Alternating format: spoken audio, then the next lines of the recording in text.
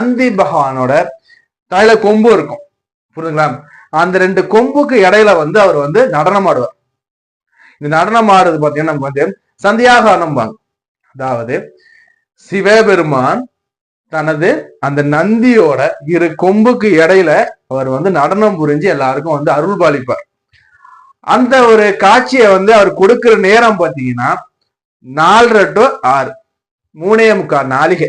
ஒரு நாளிகைங்கிறது 24 நிமிஷம், 3:45 நாளிகைனா 90 நிமிஷங்கள் ரவுண்டா.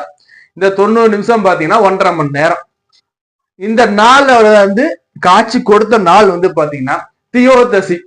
அந்த தியோதசி அன்னைக்கு வரக்கூடிய அந்த மாலை 4:30 மணி முதல் 6 மணி வரைக்கும் உள்ள காலம் பாத்தீங்கன்னா பிரதோஷ காலம்.